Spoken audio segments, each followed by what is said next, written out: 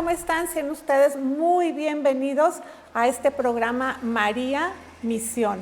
Y bueno, hoy estaremos transmitiendo desde Jerusalén, Tierra Santa, desde el Archivo Histórico de la Custodia de Tierra Santa. Quiero dar también un cordial saludo a las sedes, a nuestras sedes que se encuentran en Italia, España, Medjugorje, Polonia, también en Estados Unidos y aquí México. ¿Qué les parece si primero vamos a conocer a nuestro invitado especial? Él es el sacerdote Fray Eduardo Maceo. Muchísimas gracias por recibirnos en este archivo histórico de la Custodia de Tierra Santa, Padre. Muchísimas gracias a ustedes. Es para mí un placer poder estar aquí compartiendo en este lugar. Gracias, Padre. Pues, ¿qué les parece si vamos a conocer el santo de esta semana para dar inicio a esta programación?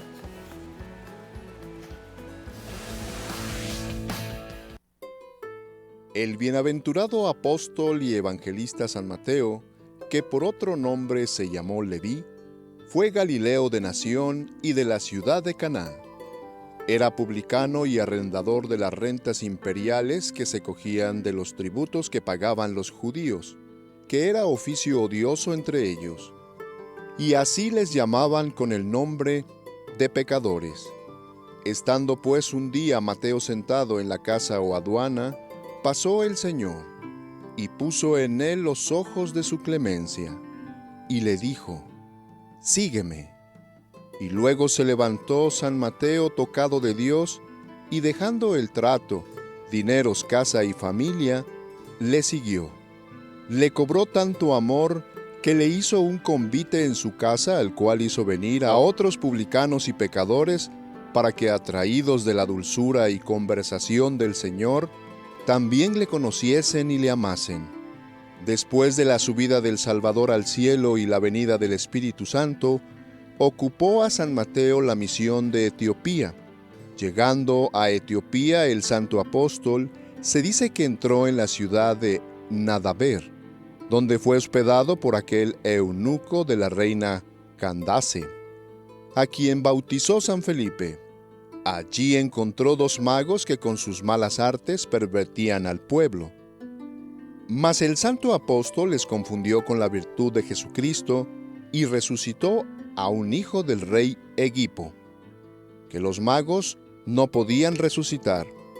Con este prodigio se convirtieron el rey y la reina y sus hijos a la fe del Señor y gran parte del pueblo. Siguiendo su ejemplo, se bautizó.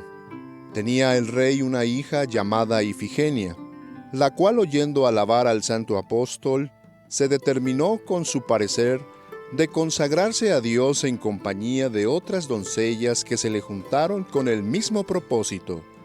Mas habiendo muerto el rey Egipo, y apoderándose del reino un hermano suyo llamado Irtaco, quiso éste casarse con Ifigenia, y que San Mateo se la persuadiese, pero el santo apóstol se resistió, por lo cual el rey se enojó de manera que mandó sus ministros a la iglesia donde el santo estaba diciendo misa para que le diesen la muerte. Y así, acabada la misa, fue el santo apóstol alanceado, quedando el altar del divino sacrificio rociado con su sangre. Bueno, ahí tienen la vida de San Mateo, apóstol, y me gustaría mucho allá Nacho, Charlie, estos restauradores que también se encuentran allá en Tierra Santa, ¿cómo ven a este santo tan importante? Pues Gaby, una vez más se ve la misericordia de Dios nuestro Señor, que cuando Él actúa puede llegar a la conversión, como en este caso pues Mateo, que era pues un personaje muy querido en su época porque era pues cobrador de impuestos. Entonces pues como fue dócil al llamado de nuestro Señor Jesucristo, que también pues nos da una lección, Gaby, de que Él llama a todos sin excepción. Se supone que pues Mateo estaba muy repudiado en esa época, entonces nuestro Señor lo invita, así como que vean, hasta los más pecadores tienen cabida en el reino de los cielos. Entonces Él fue dócil, aceptó la llamada y pues se convirtió a Gaby. Entonces pues es uno de los grandes pilares de nuestra Iglesia Católica y pues un modelo a seguir. Muchísimas gracias por sus comentarios. Y bueno, ¿qué les parece si conocemos este archivo histórico y vamos a ver el siguiente material?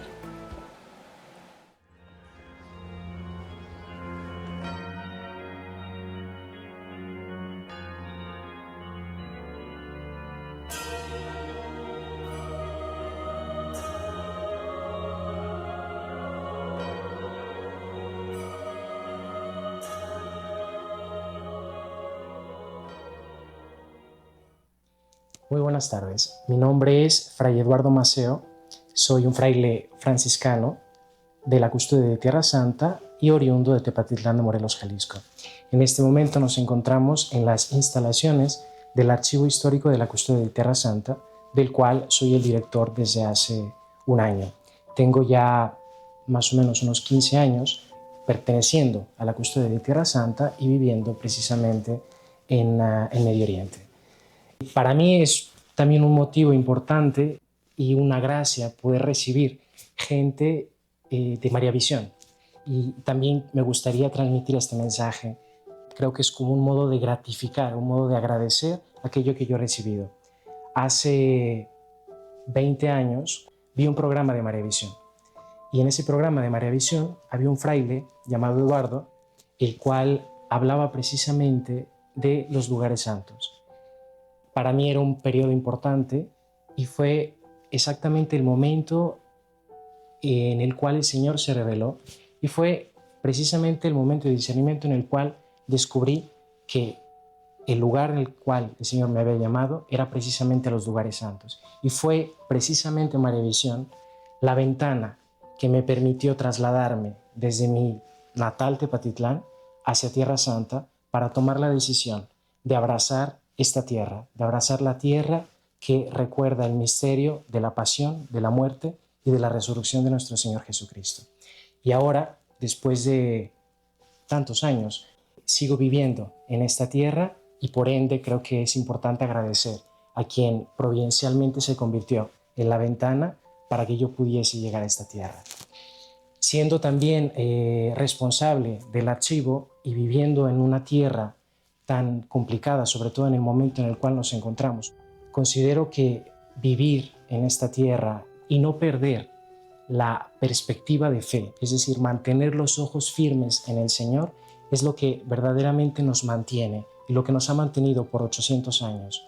Si los frailes de Tierra Santa han logrado perseverar en esta tierra, es porque nunca han perdido el objetivo final.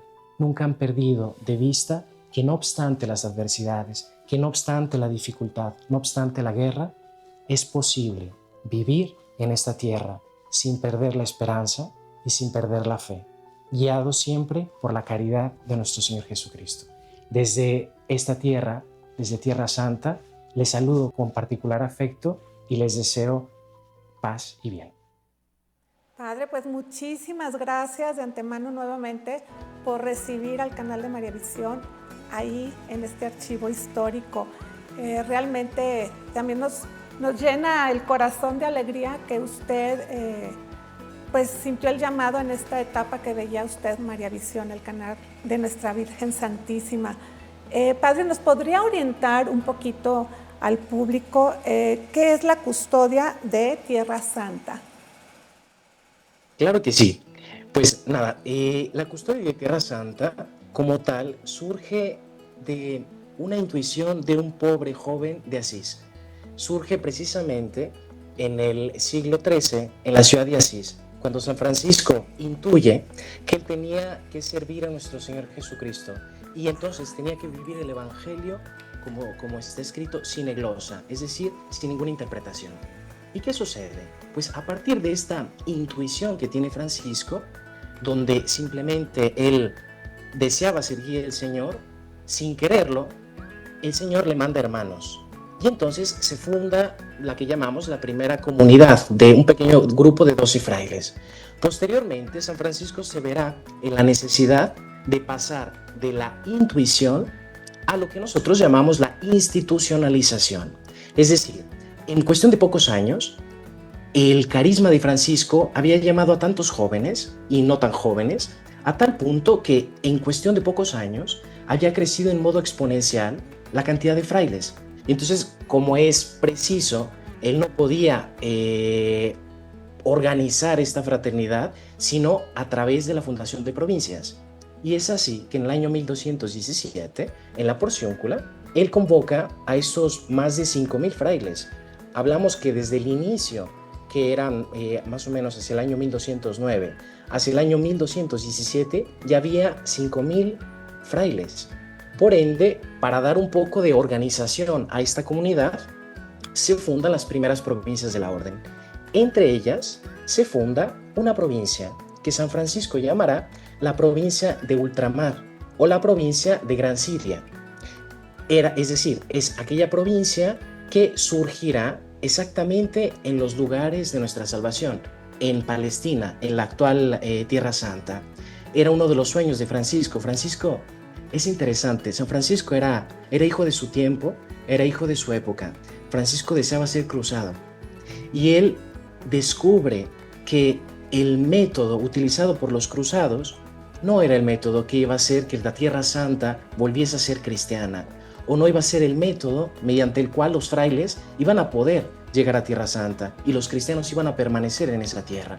Por ende, funda esta provincia y manda a esos primeros 5 frailes. Entre ellos manda Fray Elías, que fue precisamente quien construye la actual basílica donde se encuentran los restos de San Francisco, el primer gran arquitecto de la orden, uno de los personajes más importantes de la orden. Y es así que en el 1217 surge este ente. Por lo tanto, la custodia de Tierra Santa es la provincia franciscana en Medio Oriente. Y nosotros nos encontramos en varios países. Eso también es muy interesante porque no solamente estamos en Israel y en Palestina, sino que es una entidad que está presente en todo el arco oriental del Mediterráneo. Por ende, por ejemplo, tenemos la presencia de los frailes de Chipre, de Grecia, Siria, Líbano, Jordania, Israel, Palestina, Egipto. Todo este arco oriental del Mediterráneo es lo que actualmente compone la llamada provincia de Ultramar, que con el pasar del tiempo se convierte en la custodia de Tierra Santa y cambiará precisamente el nombre porque el objetivo principal o el motivo por el cual el Santo Padre decide que los frailes vivan en esta tierra es porque nuestra misión será custodiar los lugares santos. Como solemos decirlo nosotros los frailes de Tierra Santa, nuestra misión es triple. Es custodiar las piedras muertas, custodiar las piedras vivas y acoger a los peregrinos. ¿Qué son las piedras muertas? Las piedras muertas son los edificios, los lugares que recuerdan la presencia terrena de Cristo. Es decir, los lugares que recuerdan el nacimiento, que recuerdan la muerte, que recuerdan los eventos históricos de Jesucristo sobre esta tierra. Y es así que surge esta provincia de Medio Oriente, que también, creo que también esto vale la pena decirlo, es una provincia que, a diferencia del resto, por ejemplo en México, hay al menos 5 provincias. El estatuto particular de esta provincia en Tierra Santa es que es una provincia internacional.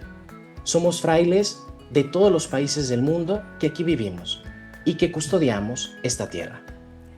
Qué increíble, Padre, y le agradecemos esta explicación, en verdad, para entender el público. Vamos a ir entendiendo de qué se trata este tema, que en verdad es muy interesante. Su cargo en lo que viene siendo dentro de la custodia, ¿nos podría platicar cómo es su cargo? Claro que sí. Digamos que la custodia de Tierra Santa, siendo una realidad tan amplia y tan compleja, tiene divididos también ciertos oficios. Entonces yo, por ejemplo, desde hace poco más de un año, soy el director del archivo histórico de la custodia de Tierra Santa. Es decir, soy el responsable de toda la documentación producida dentro de esta sección del mundo. Y al mismo tiempo, por ejemplo, nosotros tenemos un instituto de teología y dentro de ese Instituto de Teología soy docente de materias históricas, puesto que mi campo es la historia y los archivos, que es lo que esencialmente estudié cuando estuve en Grecia y después en Roma. Y también a partir de hace un par de meses que tuvimos el capítulo, que es esta reunión donde se dan los nuevos cargos, pues me dieron también soy el vicerresponsable de las relaciones entre las comunidades orientales y los frailes a nombre de la Iglesia Católica. Es decir, hay ciertos santuarios en Tierra Santa. Quien habrá visitado Tierra Santa habrá visto que hay ciertos santuarios como el Santo Sepulcro o como la Basílica de la Natividad, que son santuarios compartidos. Sí. Es decir, son santuarios donde griegos ortodoxos, armenios, coptos, las varias confesiones orientales conviven con los frailes. Por ende, existe una ley que es la famosa ley del status quo. Es decir, es esa ley que rige las relaciones entre los frailes. Entonces, en esta relación con las comunidades orientales, de esta relación soy el vicerresponsable, y fuera de Jerusalén también tengo otra responsabilidad. Mi vida va un poco entre Jerusalén y el Cairo. Tenemos en Egipto un centro franciscano de estudios cristianos orientales, en el cual se conserva un gran patrimonio, tanto de archivo como de biblioteca, y un museo. Es un centro de investigación esencialmente, y de ese centro, a pesar de que vivo en Jerusalén, soy también el director. Y entonces cada 2 meses suelo ir a Egipto, al Cairo, para lo que tenga que ver con respecto a este centro de estudios y centro de investigaciones, donde se conserva una gran cantidad de manuscritos orientales, tanto en lenguas occidentales como en lenguas orientales. Entonces es un poco, digamos, mi pastoral es un poco pastoral de la cultura, si así lo queremos decir. Más o menos. Exacto. No, pues ya lo creo que sí, padre. En verdad es muy, muy interesante lo que nos están compartiendo. Y bueno, aquí toda la familia de María Visión a nivel mundial pues va a ir conociendo más este archivo y bueno, preguntarle cuál es la importancia de este archivo histórico para todos nosotros los cristianos. Yo sobre eso creo que yo me siento, y lo digo, siempre lo he dicho abiertamente, me siento verdaderamente indigno de ser director de este archivo. ¿Por cuál motivo? Como decía inicialmente, la presencia franciscana surge en el 1217, pero hay que pensar una cosa. Desde el año 1217, cuando llegan los frailes por primera vez a Tierra Santa, hasta el año 1847, es decir, por más de 6 siglos, la única presencia católica, la única presencia latina en Tierra Santa, en los lugares santos, eran precisamente los franciscanos. Es por eso que después el Papa, en el año 1342, el 21, dos bulas en las cuales instituye oficialmente la provincia de Tierra Santa, y no solamente, da también el mandato para que sean los franciscanos a representar el Santo Padre en estos lugares, en los lugares de nuestra salvación. Es por eso que, por ejemplo, estamos presentes en estas basílicas. Y no solamente, gestionamos la mayor parte de los lugares santos. Cuando un peregrino visita Tierra Santa, es inevitable tener que ver a un franciscano, puesto que digamos que somos un poco como las cucarachas. Estamos un poco, no solo por el color café del hábito, pero estamos un poco por todos lados. Entonces, es ahí que surge. ¿Y cuál es la importancia? Bueno, si tenemos en cuenta este punto desde el punto de vista histórico, imaginemos, solo los frailes estaban presentes a partir de 1217, hasta 1847, que es cuando se reestablece el Patriarcado Latino de Jerusalén, y después llegan el resto de institutos religiosos. Pero antes de esa fecha no había nadie más. Entonces, si esto es un principio y es un hecho histórico, porque está constatado en documentos que están detrás de este muro, entonces la documentación que aquí se conserva es la historia del cristianismo católico en Medio Oriente. Es decir, y no lo digo por vanagloria, ni mucho menos, porque, repito, soy indigno de ser director de este archivo, pero dentro de este archivo se conserva la historia, es decir, se conserva la memoria del cristianismo católico en Medio Oriente. En otras palabras, yo podría decir, y no tengo miedo a decirlo, que en Oriente, este es el archivo católico más importante, porque es el archivo, imaginemos, con la documentación que nosotros aquí conservamos, el documento más antiguo, es un documento que resale a la época de las cruzadas, el 1 de febrero de 1230. Y de ahí para adelante tenemos documentación desde esa fecha hasta nuestros días. Y entonces creo que no es solamente un archivo importante para el mundo franciscano, lo es secundariamente para los frailes, lo es primariamente para la Iglesia Universal, para la Iglesia Católica, que aquí en Oriente y en este archivo encuentra su razón de ser, encuentra su memoria y encuentra su fundamento. No, pues qué bendición tan grande, en verdad, el que cuenten con este archivo histórico y bueno, para todos nosotros, pues también conocerlo, ¿no? Aproximadamente, ¿cuántos libros tiene o cuántos pergaminos tiene? Ahora sí que usted como custodio, que está al cargo, pues platíquenos un poquito de todo ese material. Ahora sí es una bendición hermosísima y bueno, para conocer aún más. Claro, a ver, es complicado decirlo. ¿Por cuál motivo? Porque como decía inicialmente, la custodia de Tierra Santa está presente en muchos países de Medio Oriente. Ciertamente nosotros estamos en el archivo central, que se encuentra en el convento de San Salvador, dentro de las murallas de la ciudad vieja de Jerusalén. Es decir, estamos a 3 minutos caminando al Santo Sepulcro. Sin embargo, ¿cuál es el problema? Que como estamos en una realidad tan compleja, donde la presencia franciscana está extendida en otros países, tengo que decirlo, y eso será uno de los grandes trabajos que tengo frente a mí, que nosotros hemos centralizado solamente una parte de nuestro patrimonio. Sin embargo, tenemos otros archivos que son secundarios, no porque sean menos importantes, sino porque no son la sede central, donde se encuentra localizado muchísima documentación. Les he hablado simplemente por ejemplo, del archivo que tenemos en El Cairo, en Egipto, el cual no lo hemos podido centralizar. Hemos centralizado toda la presencia egipcia, es decir, toda la presencia franciscana en Egipto dentro de un solo archivo, pero tenemos lo mismo en Siria.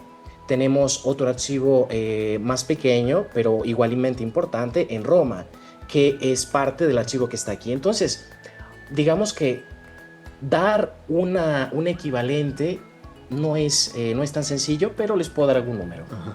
A ver, en Tierra Santa, como tenemos tanto patrimonio, tenemos divididos los oficios en 3 secciones. Tenemos, la gran oficina de bienes culturales está dividida en 3 secciones.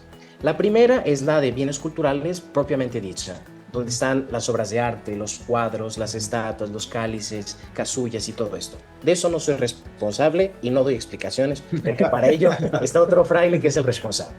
Después está la parte de la biblioteca, de la cual tampoco soy responsable, sino solamente de la parte de la Biblioteca de Egipto. De la Biblioteca de Egipto puedo dar números. De la Biblioteca de Egipto tenemos más o menos 250,000 ejemplares, de los cuales yo creo que alrededor de 10,000 serán ejemplares que van desde incunables hasta el 1700. El resto es un fondo moderno, así llamado. Sí. Y por ejemplo, aquí en el Archivo Histórico de la Custodia de Tierra Santa, pues ¿cuántos legajos tenemos? Si sacamos cuentas desde el punto de vista científico, de cuántos, porque en un archivo, para saber la cantidad de material que se tiene, se hacen cuentas por metros lineares de documentación.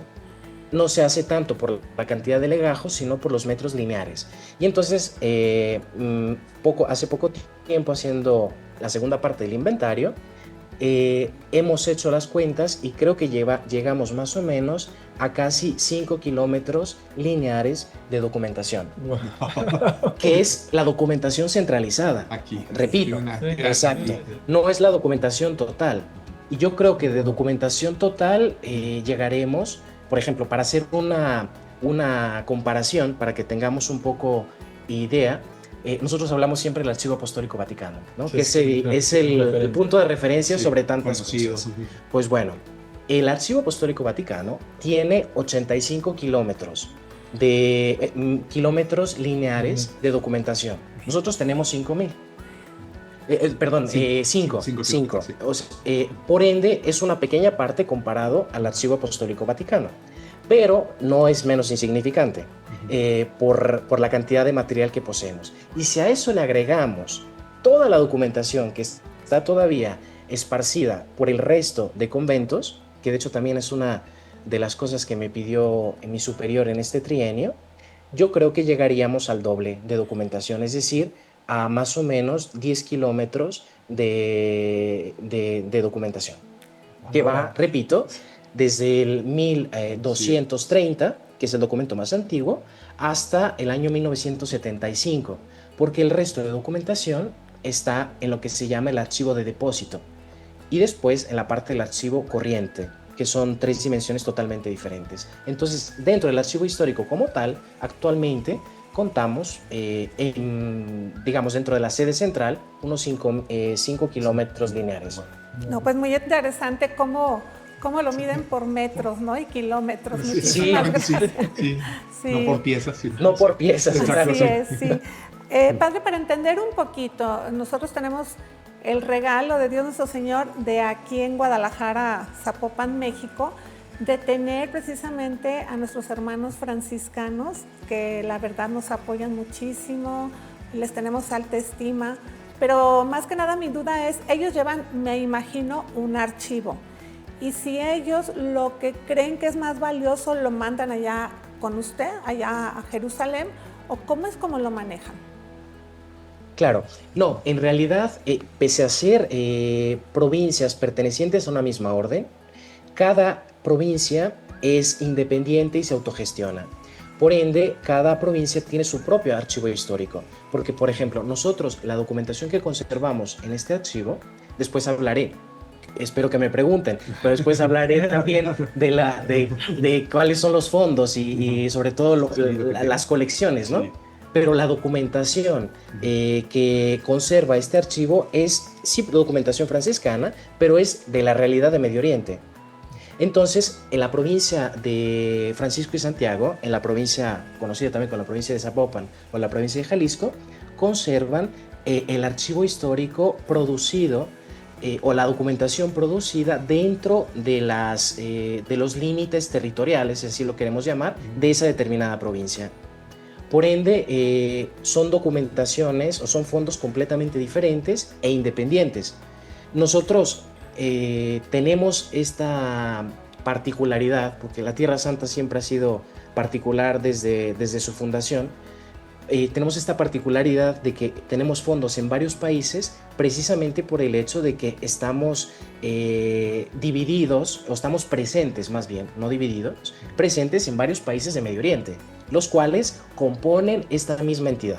Entonces la Custodia de Tierra Santa se compone por todos estos países, como en el caso de la provincia de Zapopan, será el estado de Jalisco y el resto de estados, que toda la documentación producida en esos estados dentro de los límites de esa provincia se conservan ahí. Y si tengo entendido, al menos por lo que me fue referido, espero que los frailes no me digan, no lo tenés que haber dicho, pero sé que el archivo histórico de la provincia de Jalisco se encuentra en las torres de la Basílica de Zapopan. Ay, qué bien, qué honor. Creo que son, creo que son las torres de la Basílica. Sí, así es. Estamos aquí, las vemos de frente, las torres de la Basílica de Zapopan.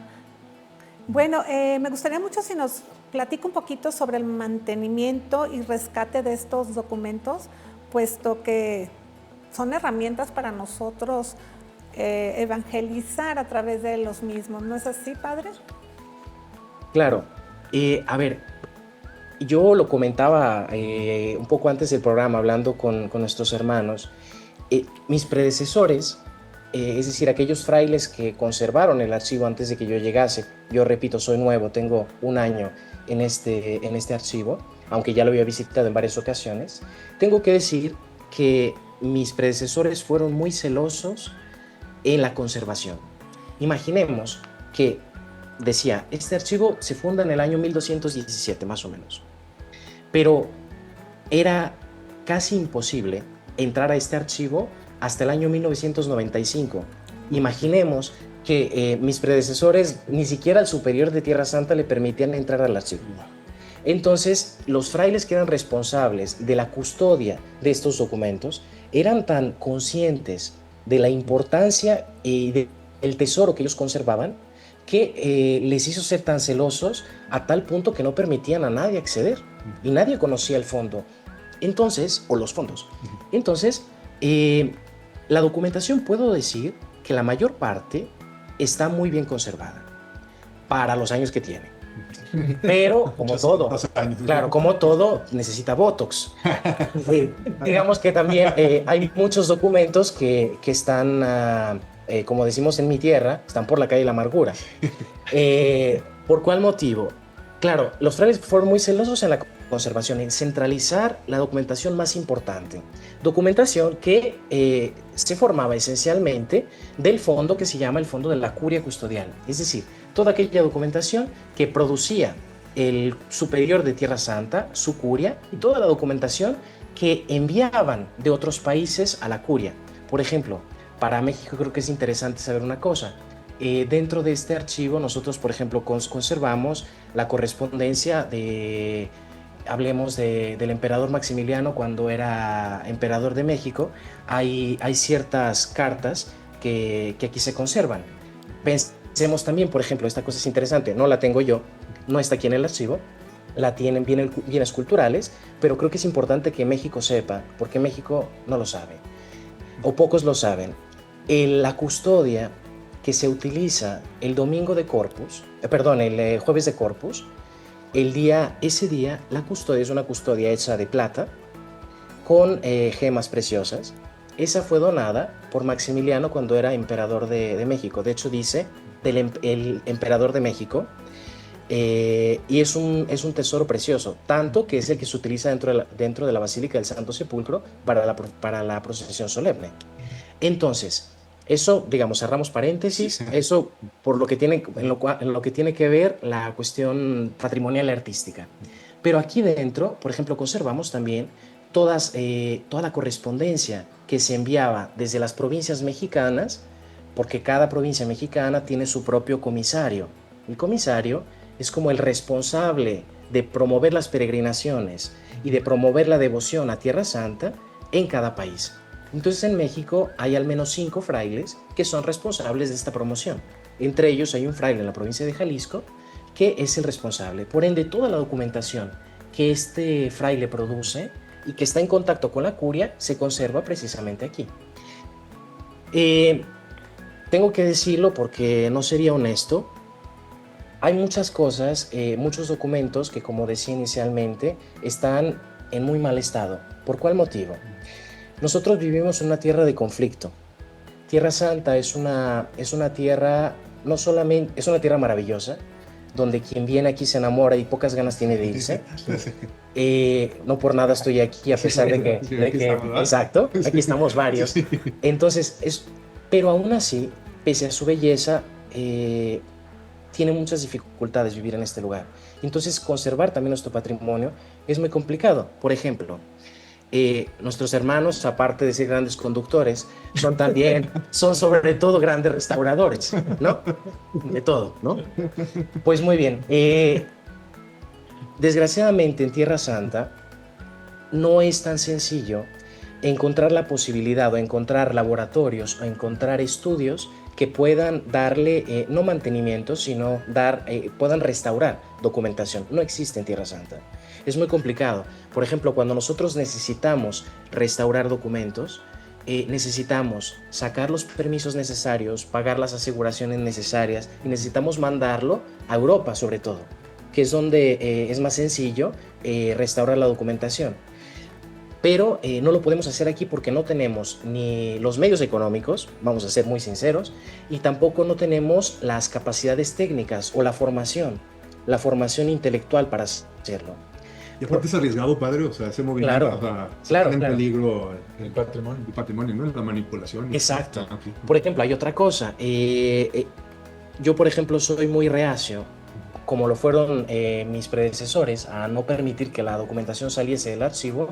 Yo raramente, bueno, creo que hasta la fecha no he permitido nunca que ningún documento salga. Por ejemplo, conservamos el fondo diplomático. El fondo diplomático es el fondo donde se conservan las bulas papales, se conservan las cartas regias, se conserva un patrimonio maravilloso, que es muy amplio. Sí. Y de estos documentos tenemos, la mayor parte son documentos hechos en pergamino. Ajá, sí. Y claro, documentos muy delicados Sí. que necesitan ser restaurados. Bueno, pues la restauración de papel es toda... Yo, honestamente, no me siento, si no conozco el ente y no hay un contrato como Dios manda, Sí.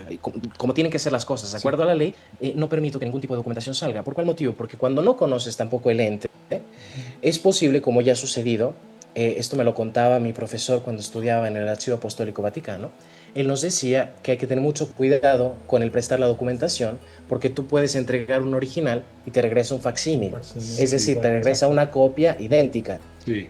Y entonces, desde ese punto de vista, pues yo prefiero tener mi documento por la calle de la amargura Sí, que perder por siempre un patrimonio como este, porque repito, y sobre esto creo que soy más que consciente, y lo somos todos los frailes, nosotros somos solamente herederos y custodios, no somos propietarios.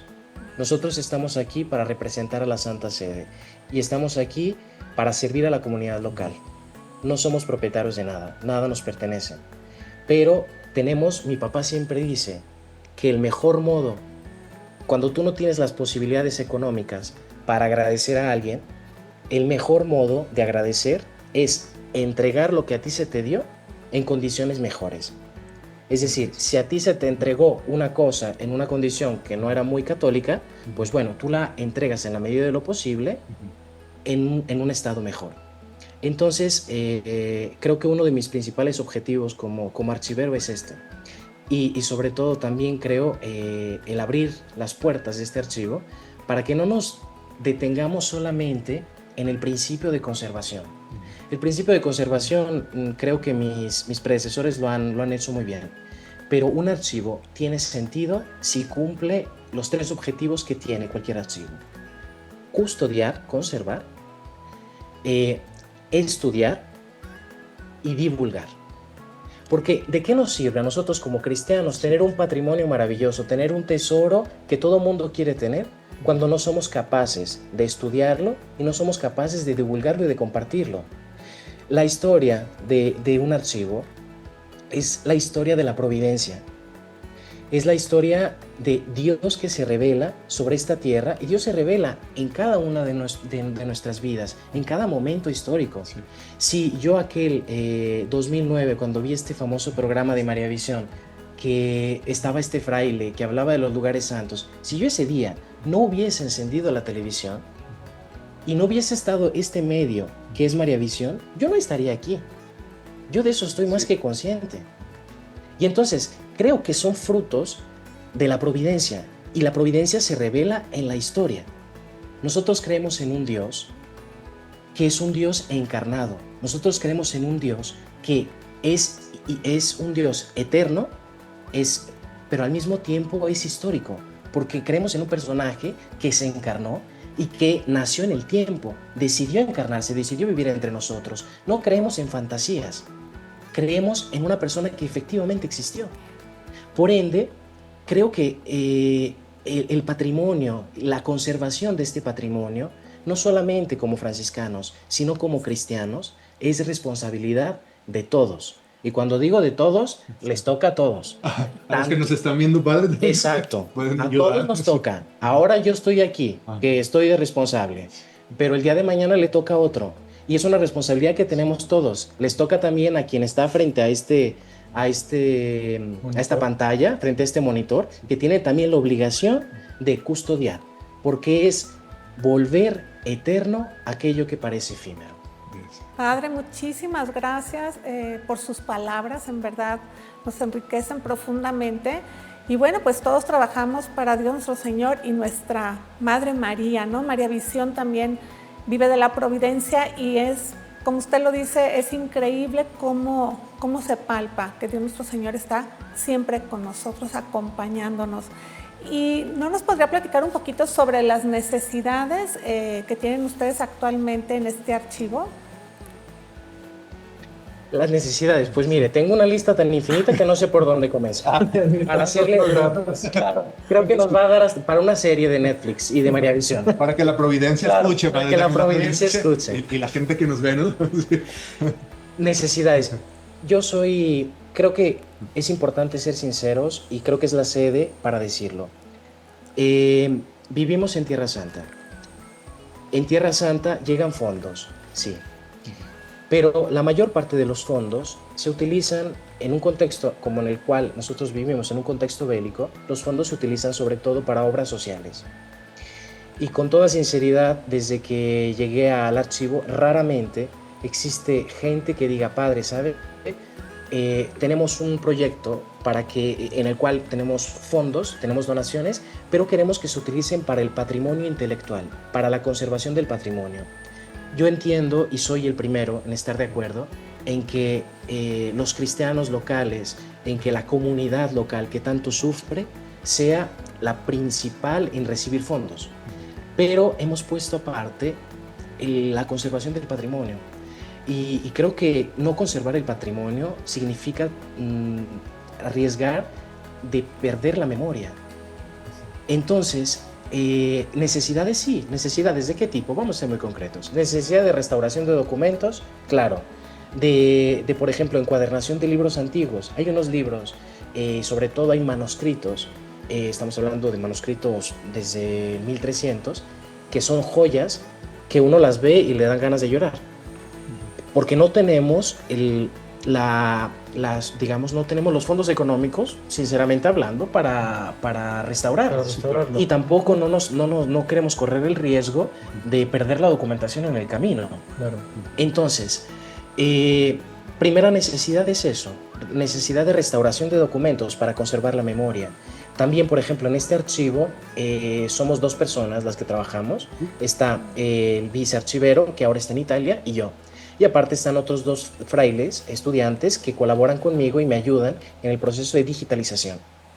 Pero todo esto, claro, lo estamos haciendo entre los frailes. No tengo, por ejemplo, no hay ningún trabajador aquí porque no tenemos los fondos para pagar un salario. Digitalizar 5 kilómetros por la Exacto. Y digitalizar toda esta documentación no es tan sencilla. Documentación que me encantaría ponerla a disposición de la gente. Pero claro, para poder hacer esto se necesita tiempo y requiere ayuda. Exacto. Sí, ya Entonces, lo creo que sí. aquí va el mensaje de ayuda. No, claro que sí. Dios nos permite y nuestra Madre Santísima que vaya algún restaurador con licenciatura a tocar estos documentos sumamente importantes y sobre todo que también tenga la experiencia en papel, ¿no? Que eso es muy importante, no cualquiera tiene esa experiencia, es una rama un poquito complicada y los restauradores pues se van formando ya en el área de escultura, de pintura, de otras áreas que existen, ¿no? Padre, le agradecemos muchísimo todo su información, en verdad. Es maravilloso el que nos permite estar disfrutando de este archivo histórico. Me gustaría mucho por parte de alguna institución internacional o centro de investigación que quieran invertir precisamente en la conservación de este importante acervo. ¿Sí han tocado esa puerta con ustedes? Claro, de hecho, todas las obras que hasta el día de hoy hemos realizado, los presentes podrán confirmar conmigo que las instalaciones de nuestro archivo, yo tengo que decir que en el 2011, cuando se hicieron las nuevas instalaciones, se hicieron con la última tecnología que había en la época. Por ejemplo, toda la documentación está en compactos electrónicos, y todo esto lo hemos podido hacer por medio de los fondos que la custodia ha puesto a disposición, pero también por medio de instituciones que colaboran con nosotros. Por ejemplo, una cosa que estamos haciendo ahora es el archivo musical, porque en Tierra Santa tuvimos grandes compositores, por ejemplo, en el Santo Sepulcro, grandes grandes organistas, y entonces estamos ahora trabajando con la Universidad de Módena en la inventariación de esa documentación. Pero claro, nosotros estamos abiertos a cualquier tipo de colaboración, claro, por medio de un contrato, donde se nos pueda dar la posibilidad de dar a conocer este patrimonio y al mismo tiempo conservarlo. En verdad hay muchísimo que debemos de hacer, y también pues a la providencia ahora sí pedirle que se logre, ¿no? Este reto que tiene usted allá, muy muy importante. Padre, se nos terminó el tiempo, pero lo queremos volver a invitar a este programa, puesto que ahora sí nos va instruyendo bastante bien de lo que es el Archivo Histórico de Jerusalén. No sin antes decirles que pues qué mensaje le dan a nuestro público aquí en María Visión, y pues despedirnos. Claro, yo quisiera concluir con una cosa que creo que es muy importante. Como decía inicialmente, nosotros creemos en un Dios que se revela, en un Dios que se reveló en la historia. Y así como los apóstoles fijaron en el pergamino los evangelios movidos por la fe, no por erudición, sino por certeza en el Dios, en Jesucristo, que entró en el tiempo, también hoy, como archiveros, también hoy como cristianos, tenemos la obligación de movernos por la fe para salvar esto que tal vez los rastros del tiempo y los rastros del polvo quisieran devorar. Archivar es creer que lo que fue tiene sentido, que la historia no es mero azar y que la verdad, aún sepultada en los legajos, espera la resurrección de la lectura. El archivo, entonces, no es un depósito de papeles muertos, sino un santuario de memoria viva, un sacramental del tiempo, un signo donde la fe se vuelve custodia de la verdad. Y así, en cada documento salvado del olvido, resplandece la convicción de que la historia, como la escritura, es lugar teológico, donde Dios habla con voz baja y con voz perdurable. Que nosotros aprendamos, como los apóstoles, a conservar esa memoria no por erudición, sino porque creemos en Jesucristo nuestro Señor y en la Santísima Virgen María. Amén, Padre. Muchísimas gracias. Gracias de todo corazón, de toda la familia del Canal de María, y ojalá tengamos la oportunidad de que nuevamente nos abra esas puertas de este archivo. Bueno, no me queda más que decirles que Dios nuestro Señor siempre reine en su corazón, y nos vemos la próxima semana.